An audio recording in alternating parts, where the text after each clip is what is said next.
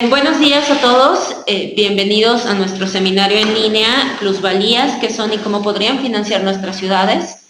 Desde WRI México les damos una cordial bienvenida. En esta ocasión nos acompaña el doctor Antonio Azuela, quien es miembro del Instituto de Investigaciones Sociales de la UNAM y vicepresidente de la Federación Iberoamericana de Urbanistas. Maestro en Derecho por la Universidad de Warwick en Inglaterra y doctor en Sociología por la UNAM. Fungió entre 1994 y 2000 como Procurador Federal de Protección al Ambiente y ocupó la cátedra Tinker de la Universidad de Texas en Austin en 2002 y en la Universidad de Chicago en 2013. Actualmente investiga, entre otros temas, conflictos ambientales y urbanos, con énfasis en el papel de los jueces en estos mismos problemas. También nos acompaña David Baltasar, quien es fundador de la empresa Sedua Consultoría, una consultoría en desarrollo urbano y ambiental, desde hace 25 años y actualmente es el presidente y fue el fundador del Colegio de Urbanistas de México. También nos acompaña mi compañero Diego Pérez Floreán, el coordinador de Desarrollo Económico de nuestra Dirección de Desarrollo Urbano, y yo soy Tania Jiménez, coordinadora de Desarrollo Urbano de la misma dirección, aquí en WRI México. ¿Lo puedes, perdón, pasar? La siguiente. Ok. Primero me gustaría presentarles rápidamente nuestra agenda de la sesión. Ya presentamos a los asistentes. Vamos a hacer una rápida introducción al tema, porque nosotros consideramos que es importante hablar del tema de plusvalías en este contexto. Vamos a analizar brevemente cuáles son las oportunidades que nosotros identificamos sobre las plusvalías. Después David nos va a ayudar a definir qué son las plusvalías y cómo se insertan en el contexto local, nacional e internacional como uno de los instrumentos clave para el financiamiento del desarrollo urbano en el mundo. Posteriormente, el doctor Azuela nos va a apoyar a definir desde su experiencia normativa cuáles son las oportunidades y los retos jurídicos de este tipo de instrumentos, para después pasar a nuestra sesión de preguntas y respuestas, en las que esperamos que ustedes nos apoyen con su participación y sus preguntas que les parezca interesantes para resolver públicamente. Solo una pregunta adicional, se me olvidó. ¿Nos pueden escribir a través del chat si nos están escuchando bien? Si alguien tiene algún problema con el audio, que tuviera o con la imagen, por favor les pedimos que nos lo hagan saber con un comentario a través del chat que encuentran al lado derecho de su pantalla. Ok, pues les comentaba, este seminario tiene como objetivo contribuir a la correcta información de la sociedad con respecto a la recuperación de plusvalías, detonar el debate informado entre todos los miembros académicos, de la academia, de funcionarios públicos y de sociedad civil, que nos vimos inmersos en este debate de hace algunos meses, e identificar los retos y oportunidades de la implementación de estas medidas en las ciudades mexicanas. Les comentaba, si bien este no es un tema recién, no es un tema nuevo, es un tema que ha estado en la mesa de la discusión académica durante varios años y se ha tratado de ver cómo se puede implementar bajo estos conceptos, como se aplica en algunos otros países, e incluso se aplica en México bajo otros nombres o bajo otras dinámicas. En diciembre del año pasado todos nos vimos sorprendidos por mensajes y videos en nuestros WhatsApps familiares y con los amigos, con videos, artículos y demás, con encabezados como "no se roben ni plusvalía" o similares, que causaron gran alarma entre nuestros amigos, entre nuestros padres, nuestros abuelos y gente que normalmente no se involucraba en este tipo de discusiones.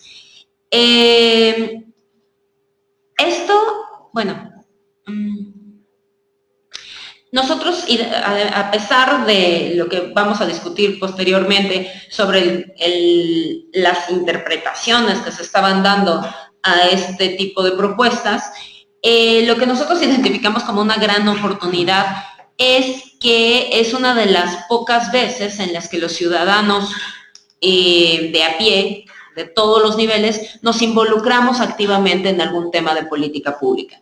Esto nos parece una gran oportunidad, sin embargo, reconocemos que no fue bajo las condiciones idóneas de información y eso no nos permitió a nosotros como sociedad civil tomar o apoyar las medidas que pudieran ser de mayor beneficio. Sí, en mayor beneficio para la ciudad, dado que pues en la más pura interpretación de estos conceptos podremos identificarlo como uno de los principios, uno de los conceptos más justos y más progresivos que pudiera encontrar una ciudad para su propio desarrollo. Okay. Se mencionaba durante estas conversaciones el pasado mes de diciembre que la plusvalía era un nuevo impuesto, que era un robo al patrimonio de las personas. Algunos pensaban que esto iba a aumentar el precio de la vivienda, ya de por sí fuera del alcance de muchas familias en la Ciudad de México.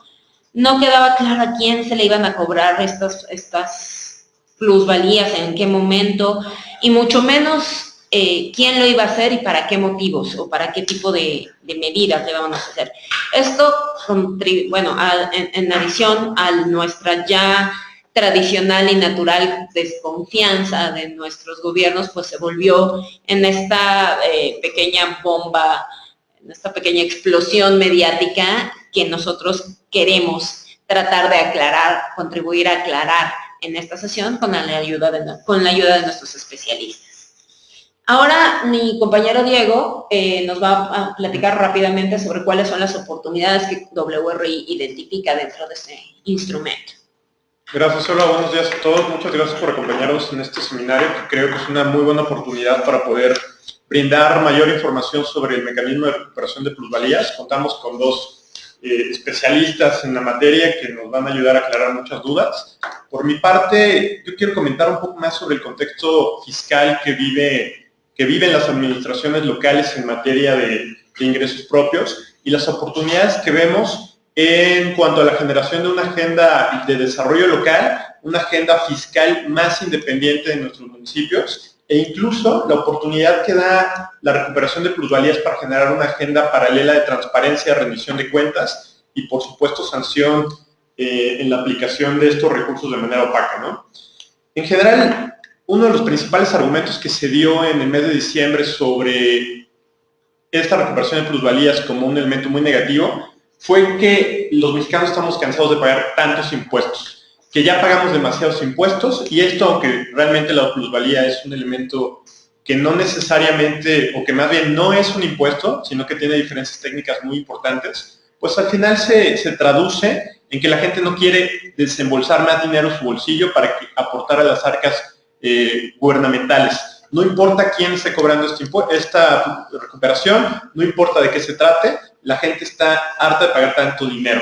Pero si nos vamos a ver los datos duros, la realidad es que vemos que nuestro país recauda menos del 20% del PIB de impuestos de año con año. Si nos comparamos con los países de la OCDE, con los que siempre nos encanta compararnos, la verdad es que es prácticamente un poquito más del 60% de lo que recuperamos nosotros. Los países de la OCDE están alrededor del 35-38% de cobro de impuestos en promedio.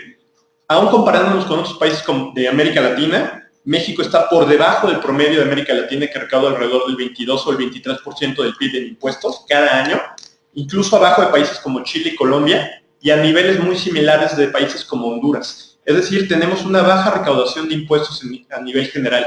Sin embargo, esta baja recaudación de impuestos está muy relacionada con un bajo PIB per cápita que tenemos en México. Nuestro país es prácticamente una de las 15 economías más grandes del mundo, pero cuando nos comparamos vía ingresos per cápita, los indicadores nacionales se quedan hasta las posiciones 45-50 a nivel mundial. Tenemos un bajo ingreso per cápita que obviamente nos imposibilita pagar más impuestos. Hay una enorme informalidad de la economía nacional, no solamente pensando en puestos de tacos o en puestos de refrescos afuera de las estaciones de metro o de las centrales de autobuses de este país, sino también incluso informalidad laboral en aquellas empresas que teóricamente cuentan con todos los requerimientos formales para contratar a sus empleados.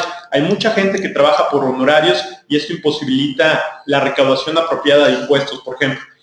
Y esto nos lleva a tener una base de contribuyentes muy pequeña. Prácticamente solo 1 de cada 3 o 4 mexicanos pagamos impuestos de manera regular. Entonces, para quienes pagamos ya impuestos, por supuesto que se nos hace demasiado seguir pagando cualquier tipo de contribución. Sin embargo, la realidad es que gran parte de la gente no está pagando impuestos y eso se refleja en el nivel agregado de nuestra recaudación a nivel nacional. Además de este 20% del PIB que México recauda, prácticamente una tercera parte viene de ingresos derivados de la recaudación petrolera. Sin embargo, en los últimos 2 años, desde la aprobación de la reforma energética de 2013 a 2016, 3 años, perdón, el precio del barril de la mezcla mexicana se ha caído en 54%, pegándole directamente a la recaudación federal, y esto pues tiene implicaciones muy grandes en cuanto al presupuesto de egresos que se hace año con año. Un ejemplo de esto pues es el reciente gasolinazo en el mes de enero, que no tuvo otra razón de ser más que sanear un boquete fiscal de 300,000 millones de pesos al año, porque el gobierno federal no contaba ya con los recursos suficientes. En ese sentido, resumiendo, los datos a nivel agregado son claros. México recauda muy poco de impuestos y además se distribuye de una manera muy pesada sobre la pequeña base de contribuyentes que sí pues, cumplimos con nuestras obligaciones fiscales, porque estamos capturados por el SAT y por Hacienda.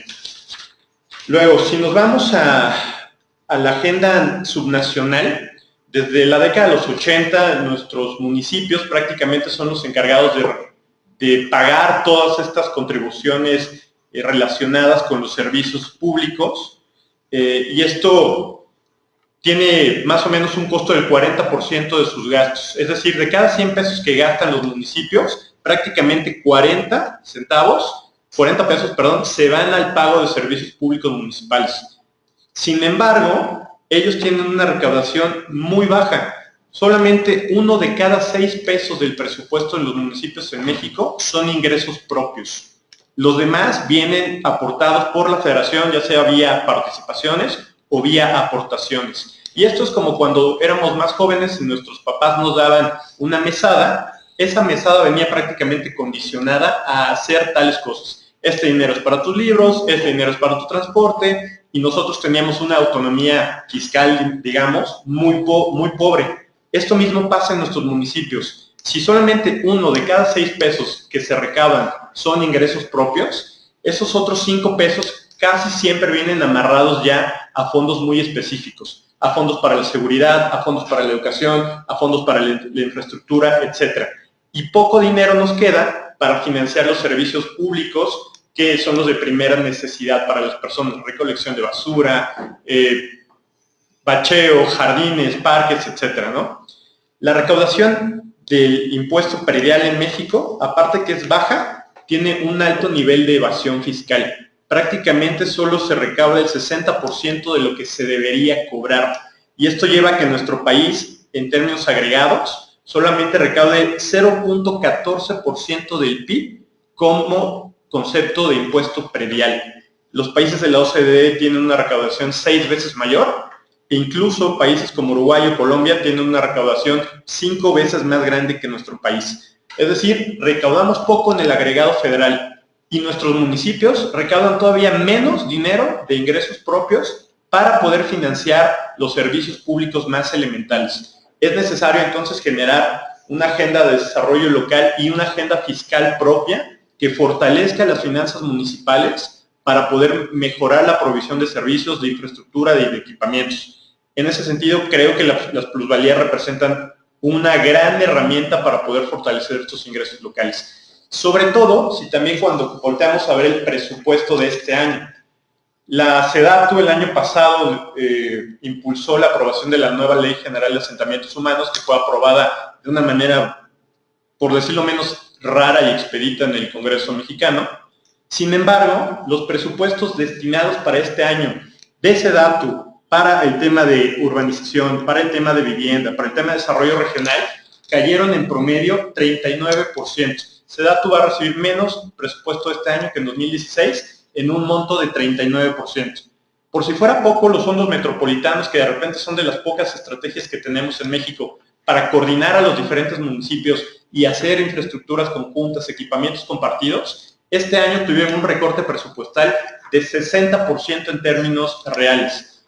Lo mismo pasa con el presupuesto de urbanización, que cayó más de 53%, de abastecimiento de agua, que cayó en 53%, de vivienda, que cayó en 31%, pese a que la vivienda siempre es el motor de la economía de este país, pues ahora le cortaron el presupuesto en más de 30%, y el desarrollo regional cayó en 26%.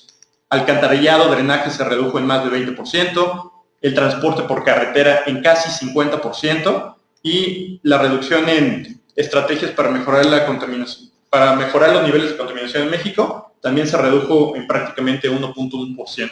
Es decir, nos enfrentamos a un panorama de recortes presupuestales a nivel federal en un país que ya de por sí cobra pocos impuestos y que esto se traduce directamente en una debilidad fiscal en los ayuntamientos. Creemos muy particularmente en WRI México que incentivar una agenda de recuperación de plusvalías podría compensar de manera parcial, cuando menos, la capacidad fiscal local para mejorar los servicios públicos, la infraestructura y los equipamientos que corresponden a los ayuntamientos en México.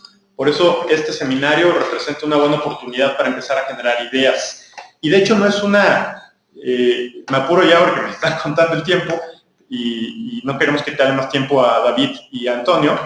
En México ya existen estos mecanismos en la figura de contribución de mejoras. La contribución de mejoras es una pequeña sección de los instrumentos de recuperación de plusvalías. Sin embargo, cuando nos metemos a analizar qué municipios están cobrando esto ya, nos topamos que en 2015 a nivel nacional se recaudaron más de 1.713 millones de pesos por concepto de contribución de mejoras. ¿Qué es esto?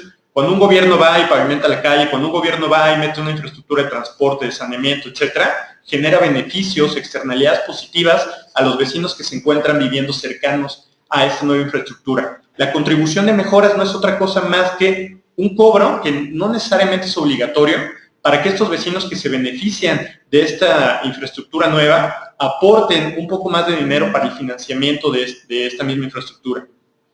Y nos topamos con que en 2015 ya se han cobrado 1.713 millones a nivel nacional, en 2012 se llegó a un tope de 2.111 millones de pesos, por cierto. En la siguiente lámina, por favor. La Ciudad de México es quien más cobra este tipo de contribuciones. Prácticamente el año pasado aportó el 40% del total nacional, seguido del Estado de México con casi 13%, Veracruz, Morelos y Michoacán con 5.1%. En la siguiente, por favor. Esta recaudación de contribución de mejora representa el 0.31% de los ingresos totales municipales. Sigue siendo muy bajito, pero por ejemplo para estados como Morelos, la recaudación de contribución de mejoras representó 115 millones de pesos, prácticamente el 2% de sus ingresos totales. Para la Ciudad de México, que tiene un presupuesto gigantesco por el tamaño de población, pues solamente representó el 0.43%.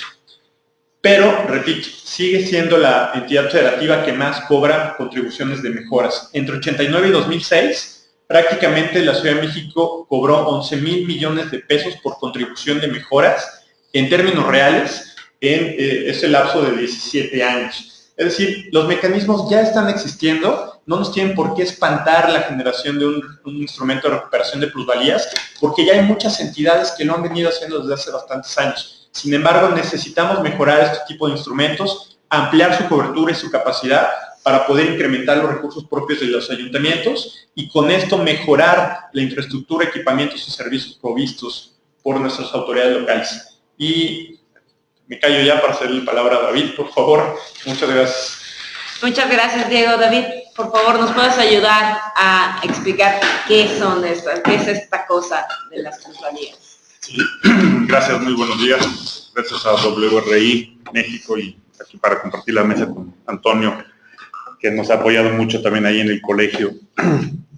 Bueno, la definición de la plusvalía es como un incremento de valor del inmueble debido a la infraestructura, mejoras y obras que hace el gobierno, así como por los cambios de uso del suelo de su entorno.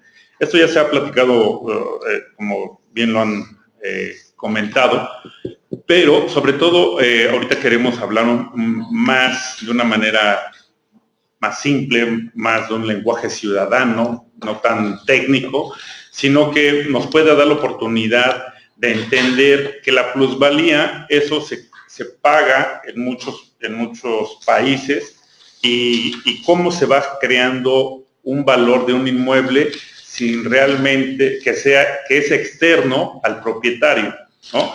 Entendemos que aquí la incredulidad del ciudadano, de los desarrolladores, nosotros lo denominamos en el colegio como es la mala administración de los ingresos por parte del gobierno. Es decir, todo lo que han antecedido aquí los compañeros de WRI es muy cierto. A la hora de que nos van a crear un nuevo impuesto, crear o pagar, realmente no sabemos si ese pago se va a hacer para una muy buena causa de mi entorno, para seguir creando la plusvalía, o el impuesto se va, como siempre se ve, al fondo de la Secretaría de Finanzas y ya no se sabe qué destino tuvo ese pago, esa contribución. Nosotros le denominamos una contribución que tuvo ese incremento de las plusvalías.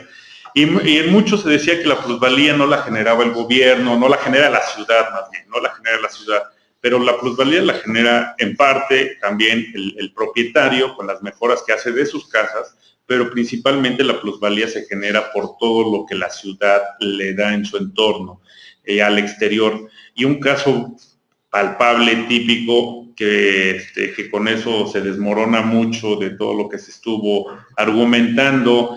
El año pasado, nosotros en el colegio siempre decimos, a ver, es tan fácil, un terreno baldío, ya no dejemos la construcción, porque muchos argumentaban que la construcción, las mejoras, la pintada, el cambio de fachadas, el mantener la vivienda, eso era lo que le daba la plusvalía, pero no es cierto.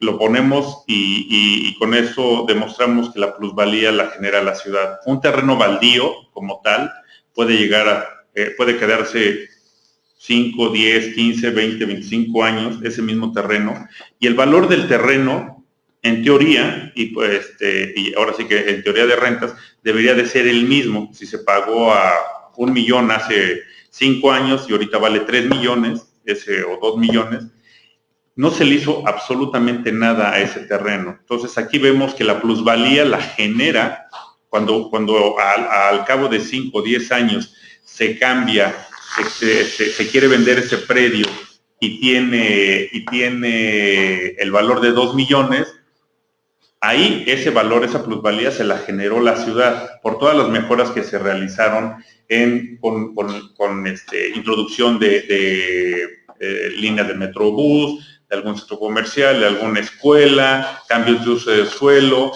sea, todo eso se generó. Entonces ahí es donde se desmorona todo esto que se vino comentando de que la plusvalía la da el propietario.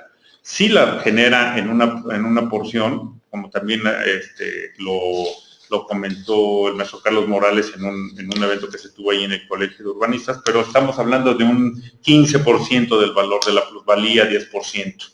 Entonces, y vemos que el grosor de la plusvalía se genera por la ciudad. Entonces, esta utilidad del instrumento, ¿qué es lo que permite? Permite que haya mayores recursos para la ciudad, para mejoras. Aquí se hablaba de que era casi el 100% del valor de la plusvalía la que se tendría que pagar el propietario. Hay casos, tampoco creemos que es benéfico, ¿no? para el ciudadano, pero sí una parte que estábamos hablando entre el 30 y 35% que se pudiera hacer. Eso es el común de lo que se paga en otros países, ya sea tanto en Europa como en América Latina. Con ese 35%, debería de crear un instrumento, pero para que ese recurso sea muy transparente y pueda ser aplicado en obras, ya sea en primera instancia en su entorno, de su colonia, de sus barrios, de su delegación, pero nosotros creemos que se debe de crear un organismo colegiado o agremiado público en donde sea transparente ese tipo de contribuciones, o sea, no mandarlo al fondo de la Secretaría de Finanzas y que la Secretaría de Finanzas a diestra y siniestra lo administre y lo mande a las diferentes dependencias, ¿no? Sino crear algo así como lo que ahorita existe, que creo que ha dado un muy buen resultado, que se creó también con un buen arquitecto conocido, Felipe Leal, que era secretario de la CEDUBI en la época de Brad, que hicieron el espacio público.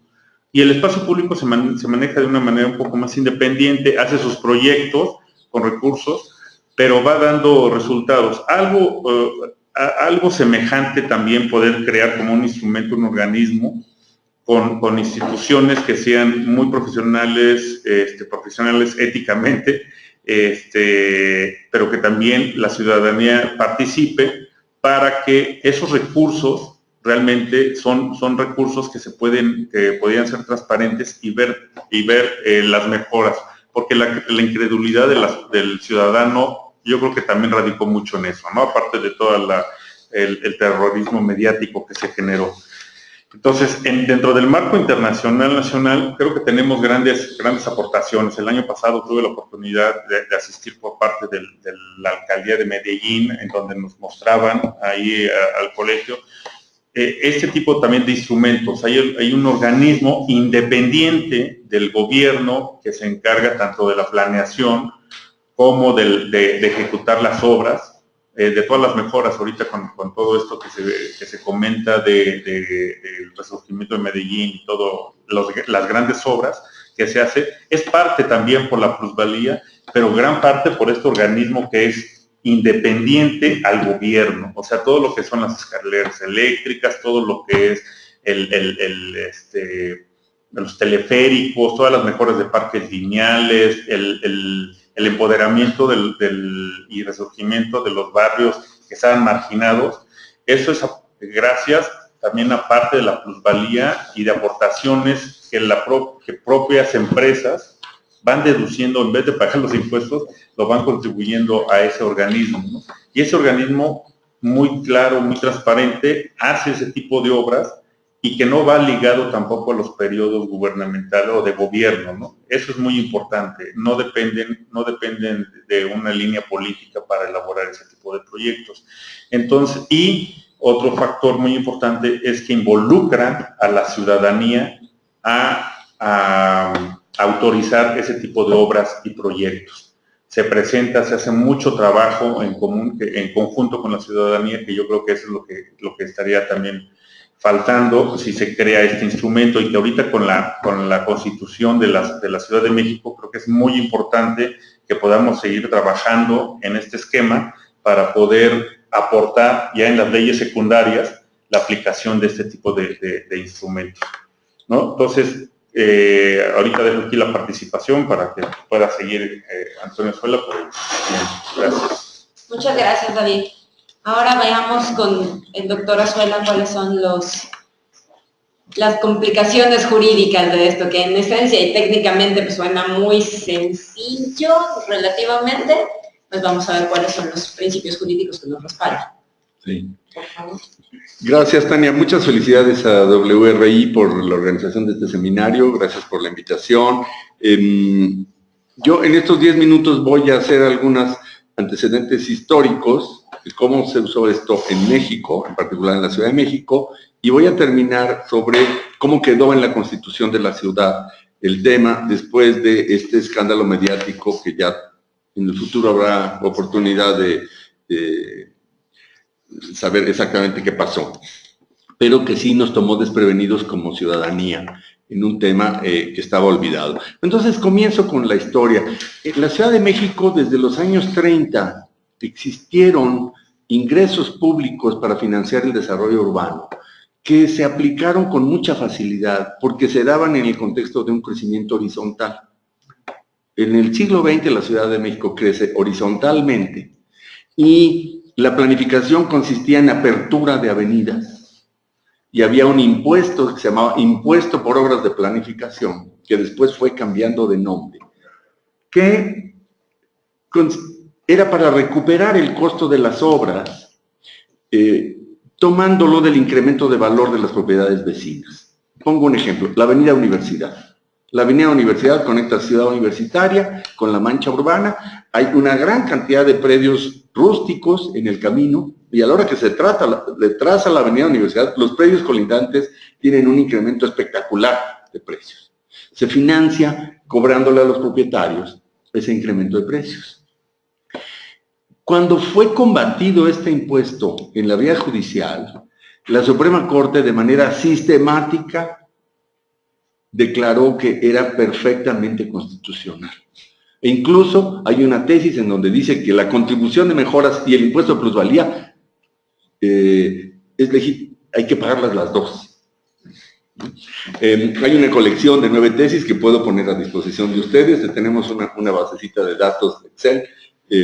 Después, si quieren, si me mandan una lista de correos electrónicos de los participantes o a través de ustedes de WRI, puedo hacer una nota y una síntesis de esta jurisprudencia que la abogada Andrea Villasís del Observatorio de Instituciones Territoriales armó para nosotros y que prueba que la Suprema Corte siempre encontró esto perfectamente legítimo desde el punto de vista de la Constitución.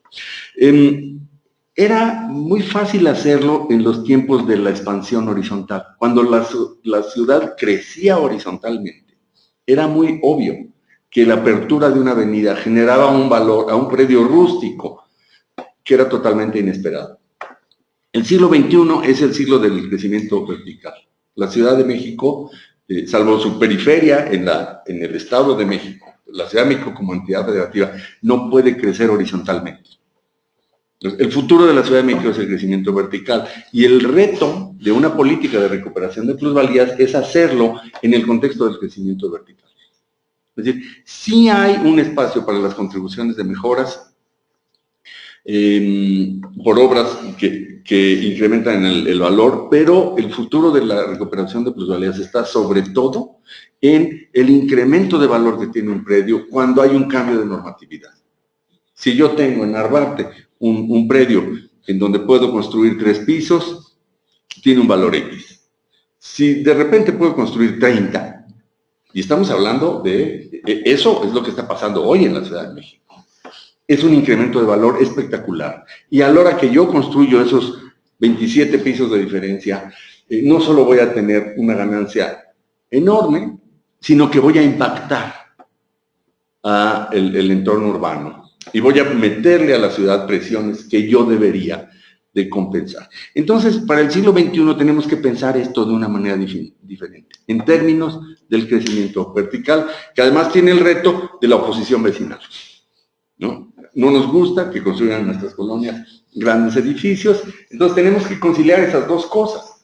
Una revuelta en contra del desarrollo y una revuelta fiscal en contra de la recuperación. Lo que pasó en estos meses fue eso. Se juntaron el hambre con las ganas de comer, porque el horror que le tenemos a los desarrollos, que muchas veces es muy justificado, hay que conciliarlo con la necesidad de densificar la ciudad, que es una necesidad evidente.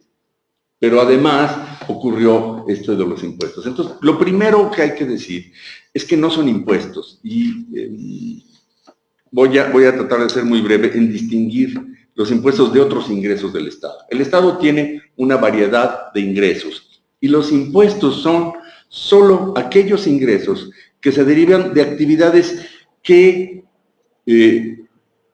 llevamos a cabo todos o casi todos los ciudadanos. El IVA, el impuesto al valor agregado, lo pagamos todos cada vez que compramos algo. El impuesto sobre la renta lo pagamos cada que obtenemos un ingreso. ¿Sí? Los impuestos son aquello que se aplica al conjunto de la población. Otro tipo de ingresos del Estado ocurren por hechos extraordinarios, por algo que no hacemos todos. Por ejemplo, las empresas mineras pagan un derecho por minería. Cada que extraen una tonelada de mineral, pagan un porcentaje al Estado por extraer ese mineral que es propiedad de la nación. Eso no es un impuesto, es un derecho. no les afecta más que a las empresas mineras. Por eso, la distinción entre un impuesto y los demás ingresos del Estado es muy importante hacerla. Hay una colección enorme de derechos, contribuciones, productos, aprovechamientos, en fin, hay una terminología fiscal muy compleja. Pero cuando la jurisprudencia dice esto es un impuesto y esto no es un impuesto, está diciendo algo muy importante.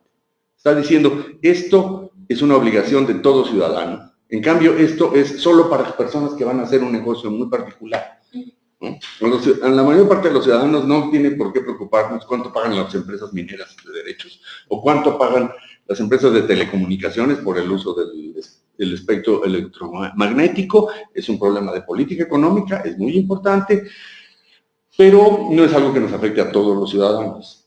Entonces, aquí tenemos que empezar por ahí. Diseñar mecanismos que sean para quienes obtienen las ganancias extraordinarias porque se dedican a la actividad inmobiliaria. De ahí tenemos que pensarlo no como una cosa que afecta a todos los ciudadanos, sino como una cosa que afecta a un sector de la economía en donde es importante como política económica saber cuál es la tasa de ganancia de un sector, permitir que florezca el sector, y yo creo que el sector del desarrollo inmobiliario tiene que tener la tasa de ganancia de la industria, porque es la industria de la construcción que está ahí, y qué bueno que se construya, y qué bueno que las empresas ganen una tasa de ganancia razonable, como cualquier industria. Los incrementos de valor que no vienen de ahí, tienen que ser capturados por la colectividad, y de eso estamos hablando. El reto es pensarlo, como digo, en un contexto de crecimiento vertical y de futuro de la ciudad. Ahora, para terminar, creo que me quedan un par de minutos. ¿Cómo quedó el tema en la Constitución? Probablemente todos quienes nos escuchan saben de la revuelta que hubo con una enorme manipulación de algunos sectores de interés, haciendo creer a la gente que el incremento de valor de su departamento, su casa, iba a ser grabado, ¿no? No hubo forma de contrarrestar esa campaña y se eliminó tal como estaba la propuesta. Pero lo que quedó es interesante. Lo que queda en la Constitución son dos reglas. Una es un principio y otra es una regla. Primero está el principio de que en el desarrollo urbano debe haber una distribución equitativa de las cargas y beneficios que produce el desarrollo urbano. Y ese es un fundamento constitucional para una amplia gama de políticas e instrumentos de distribución equitativa. Es decir, la ciudad en su dinámica produce cargas para uno, beneficios para otro, deben de distribuirse equitativamente. Ese es un principio que está en la Constitución y eso es una ganancia, porque se había eliminado de la Ley de Desarrollo Urbano del Distrito Federal en 2010 y ahora se recupera. Y lo otro, en lo que quedó esto de las plusvalías, es en la obligación de los desarrolladores de hacer una aportación monetaria por el impacto, para mitigar el impacto que causan en su zona de influencia. Entonces, tenemos eso como punto de partida. Yo creo que es un buen inicio. Si nos olvidamos del episodio, de lo que pasó en la opinión pública, en la Constitución tenemos un germen de una política en donde los desarrolladores están obligados a asumir el costo de la mitigación, de la compensación de los impactos que generan. Y yo creo que de ahí se puede, en la legislación secundaria, avanzar en este tema. A lo mejor termino con un ejemplo. Ya existen en la ciudad numerosos mecanismos de ingresos públicos. Uno de ellos es la transferencia de potencialidades de desarrollo. Y muchos desarrolladores inmobiliarios dicen, pues si nosotros ya pagamos eso como transferencia de potencialidades, qué bueno, pues pongámoslo en la ley, ¿no? Que no sea algo caprichoso. Porque les voy a dar un ejemplo. Para los que conocen un desarrollo que se llama Reforma 222, que es 2 edificios espectaculares, 2 torres de 20 pisos, en Reforma casi esquina con Insurgentes. Lo que pagaron de transferencia de potencialidades para poder construir esas torres fue 1.200.000 pesos. O sea, cacahuates. Cada departamento que se vendía en esa torre salió a la venta en 10 millones de pesos y son 2 torres de 20 pisos. O sea que existen los instrumentos, pero necesitamos hacer cuentas. de cuánto se está pagando por el incremento de las densidades que la ciudad hasta ahora les está regalando. Absolutamente. Muchísimas gracias por esta ilustrativa reflexión de qué es y de qué tamaño es la utilidad que la ciudad está generando y que desafortunadamente al día de hoy, bajo las reglas que tenemos vigentes, solo está siendo capturado de alguna manera por un grupo muy particular, ¿no? Eso es, pues el principio detrás de esto. Nosotros tuvimos la oportunidad de participar en algún momento en una capacitación en Colombia durante un mes, y durante un mes escuchamos hasta el cansancio distribución equitativa de las cargas y beneficios. Distribución, y entiendes, una maestra nos explicaba en la forma de, cuando tú vas a comer a un restaurante y alguien pide filete, postre, vino y demás, y el otro que estaba a dieta pidió una ensalada y un vaso de agua, no se vale que a la hora que llegue la cuenta lo dividimos entre dos, ¿no? Eso es algo que nosotros tenemos muy claro en nuestra vida cotidiana. Silenciado.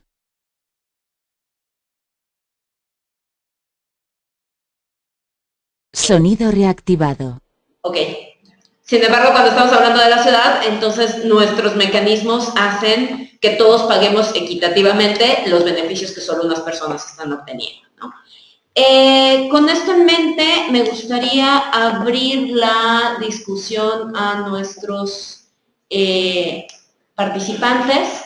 No sé si Alejandro, mi compañero, nos puede ayudar a leerlas, pues las leemos nosotros. Ok.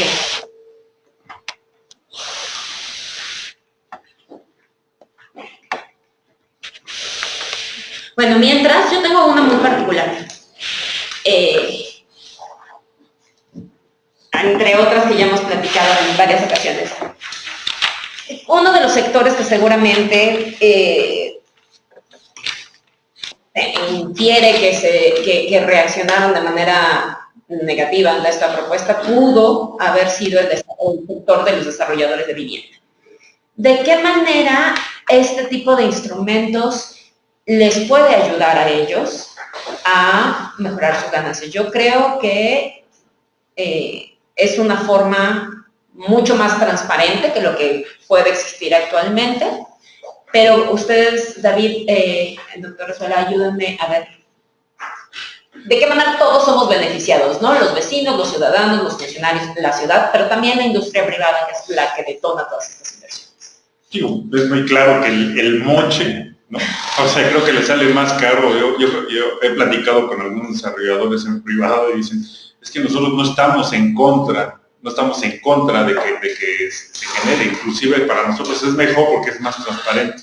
Nosotros pagamos más con los moches en la CEDUBI, en la delegación, para hacer todo ese tipo de gestorías. Dice, eso nos sale mucho más caro que si se implementara algo muy transparente como esto, en donde hay cargas y beneficios, y nos dicen, nos toca de tanto, ok, nosotros hacemos las corridas financieras, y como dice Antonio, a ver, tiene que ser algo justo para que sea negocio, ¿no? Correcto. Entonces, yo creo que al contrario, al desarrollador hasta le conviene por darle esa certeza, ¿no? Aquí volvemos nuevamente al meollo de lo que comentabas al inicio de cuando tú abriste esta unidad, fue la corrupción.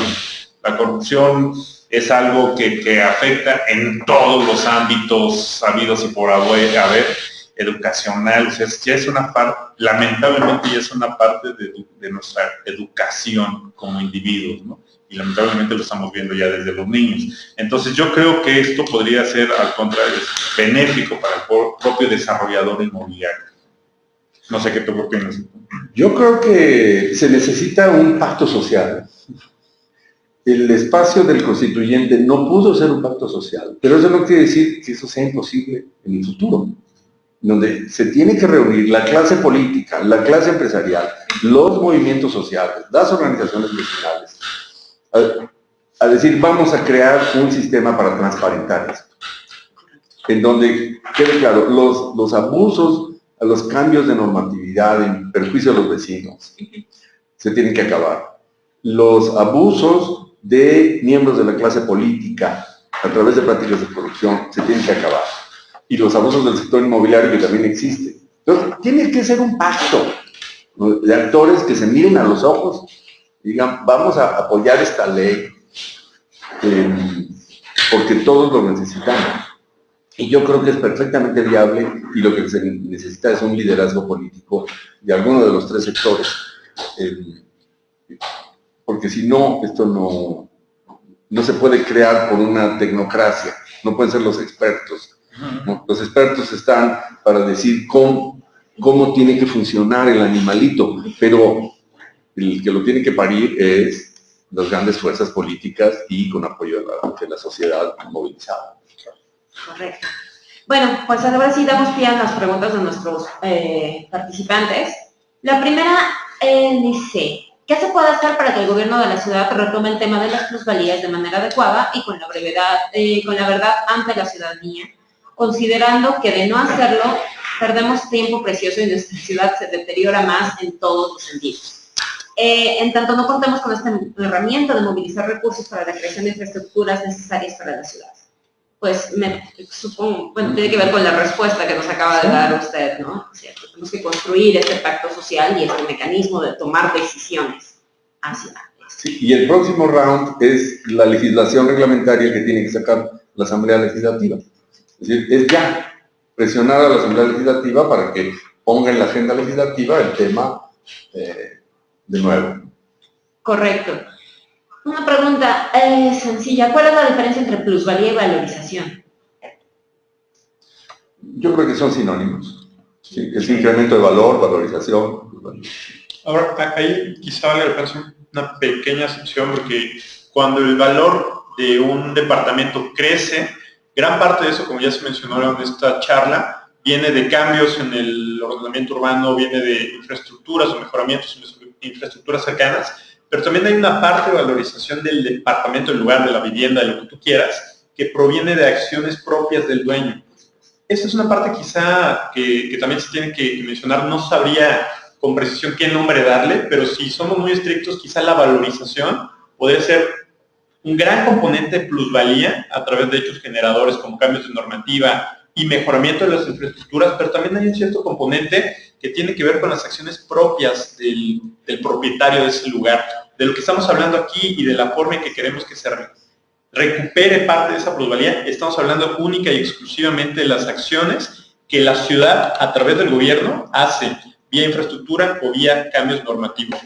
Nadie se va a meter y nadie se puede meter con esos incrementos de valor que son provocados o generados por el propietario del lugar, de la vivienda, del departamento, lo que fuera de lo que estamos hablando, ¿no? Lo que comentábamos al inicio, o sea, si un propietario da mantenimiento a su inmueble, le cambia muy bien su cocina integral, le pone muy buenos pisos y le da mantenimiento constantemente, o sea, la valorización en ese sentido, aunque para nosotros resulte sinónimo, podría ser solamente de manera individual, o sea, por propiedad del individuo, a la hora de que cuando hacen su avalúo lo tasan con mejores precios. Correcto. Otra pregunta es, ¿el pago de los contribuyentes por la contribución de mejoras, creen que se pudiera anexar al cobro del predial? ¿Dónde está la explicación de lo que tendrían que pagar los contribuyentes? ¿Cómo lo van a hacer y hasta cuánto tiempo? Es que la contribución de mejoras es un pago por una única vez, y el predial es un pago constante. Si incrementa el valor y el catastro, la tesorería es suficientemente ágil para actualizar ese valor, se va a ver reflejado en el incremento. Pero la contribución es un pago por una sola ocasión. Sí, y comentar que no es un impuesto, pues la plusvalía no es impuesto. Es correcto. ¿Cómo controlar el fenómeno de que la plusvalía generada por la ciudad se beneficia de los lotes de engorda, generando una alta especulación, un alto porcentaje de lotes baldíos en la expansión de la mancha urbana? ¿Qué proponer para que la plusvalía que es generada por la ciudad sea para la propia ciudad? Pues me imagino. Bueno, ahí mencionan algo muy importante, que es ponerle tasas fuertes a los lotes baldíos. ¿Sí? No hay ninguna justificación para que alguien tenga un lote baldío esperando que suba de valor. Una cosa es la casa y donde yo vivo, que por la evolución general del mercado incrementó valor y por la misma inflación incrementó su valor y tengo derecho a mantener el valor de la casa donde vivo, y otra cosa es un terreno que no utilizo para nada y que estoy impidiendo que otros usen. Y sobre todo la infraestructura que se tiene ahí, que es un desperdicio de la infraestructura que la ciudad ha suministrado en esa zona. O sea, porque recordemos que el problema de los lotes baldíos, por ejemplo, los urbanistas en Aguascalientes, ahí hicieron su propuesta, los tasan, los lotes baldíos los tasan con un mayor valor predial. También tienes tu valor, tienes tu predio, lo quieres ahí, pero tu predial es muchísimo más alto porque me estás afectando, estás haciendo que la infraestructura que tú tienes aquí de agua la estás desperdiciando y no la puedo mandar a otro sector en donde lo necesiten, la vialidad, el alumbrado, la seguridad pública, todo eso cuesta y es un servicio que no se está aprovechando. Entonces, se tiene que compensar en otra zona. Entonces, creo que es 5 veces mayor el predial en los terrenos baldíos que en las casas. Eso es importantísimo mencionar, ¿no? En este video que estuvo circulando era como si la ciudad fuera la primera vez que estamos aplicando este tipo de mecanismos, y como bien nos decía Diego, ni son nuevos ni somos la única. Hay otros estados que ya tienen incorporados todos estos conceptos en sus respectivas legislaciones y lo han estado aplicando por años, ¿no? Tal es el caso de Aguascalientes. Una pregunta rápida para David. ¿Cómo se llama el organismo que vigila o recibe los recursos de la captura de plusvalías en Medellín? ¿Te referías a la EDU? Sí. De la empresa municipal. Sí, la empresa municipal. Es la empresa de desarrollo urbano. Empresa de desarrollo urbano. La generadora de todas esas ideas. Sí. Perdón. Una pregunta también que comparto con ellos es, ¿qué es esta definición de la función social del suelo? Bueno, es una derivación de una vieja teoría que es la de la función social de la propiedad, que formula Léon Duguy, un jurista francés de principios del siglo pasado. Es de, vamos a decirlo, para no alargar demasiado la historia, cuando Europa y los países desarrollados, digamos, enfrentan la amenaza comunista, la manera de salvar la propiedad privada como institución, es decir, la propiedad privada se justifica cuando cumple una función social. Entonces, cuando el dueño de la riqueza pone la riqueza a trabajar, la riqueza cumple una función social. Correcto. ¿No? Entonces, el típico ejemplo que daba Léon Duguy en 1910 de riqueza improductiva eran justamente los lotes baldíos en París. O sea, este tema urbano está en el centro de la historia de la teoría de la propiedad contemporánea, en el mundo moderno, porque justamente el lote baldío es el caso más escandaloso en donde el no uso de la propiedad tiene un costo social, ¿no? La teoría de la función social de la propiedad es algo que se divulgó en toda América Latina. En México tuvo mucha influencia en el Código Civil de 1928 y el constitucionalismo social mexicano siempre defendió la idea de que en México rige la teoría de la función social de la propiedad en el artículo 27 constitucional, y México siempre estuvo orgulloso de eso. En los últimos 30 años de auge neoliberal se nos olvidó. Entonces ya era como una novedad. Ahora que surgió esto, los liberales mexicanos parece que era la primera vez que oían, ¿no? Y algunos son tan ignorantes que sí, era la primera vez que oían. Es una tradición. A ver, la Constitución alemana proclama el principio de la obligación inherente. El propietario tiene una obligación inherente a su derecho de propiedad. Y la obligación es usar el bien de manera que no se perjudique a la sociedad. Esta es una doctrina muy extendida en todos los países occidentales, en países democráticos, y no tiene que ver con el comunismo. Más bien se inventó como salida al comunismo.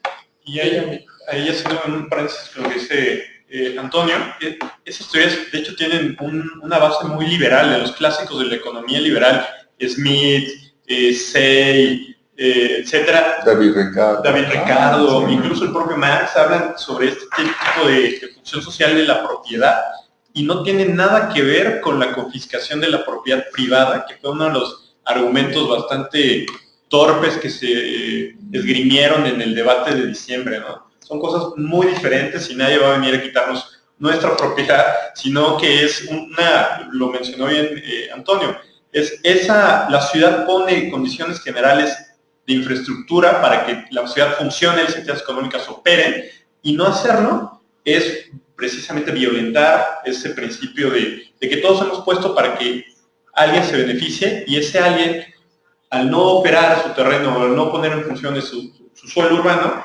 está afectando directamente a la ciudad y a la hacienda pública.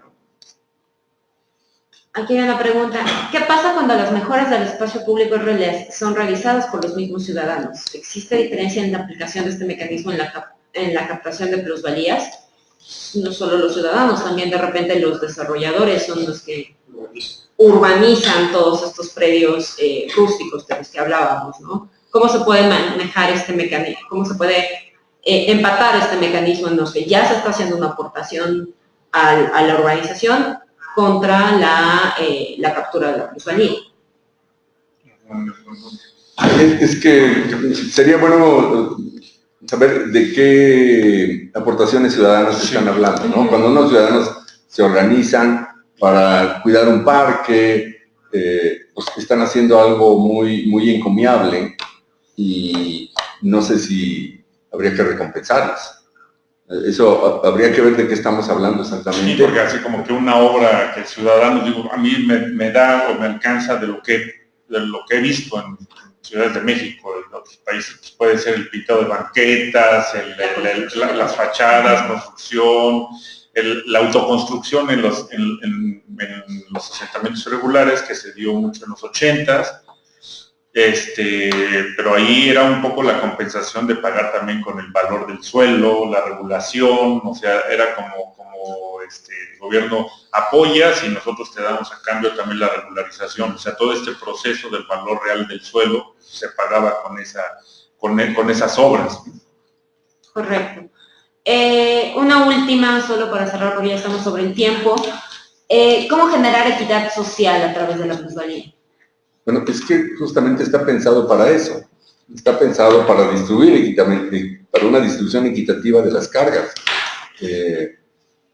Esa es la finalidad de ese tipo de instrumentos. Y sobre todo la equidad territorial de la ciudad, porque lo que pasa es que se crean nuevamente muchas obras al centro de la ciudad, lo que vemos nuevamente en Reforma, y arreglan Reforma, arreglan la Condesa, arreglan la Roma, pero por otro lado, en la balanza se descompensan otras zonas de la ciudad en donde no vamos generando tampoco polos de desarrollo, y entonces hacemos inequitativa o desigual una ciudad.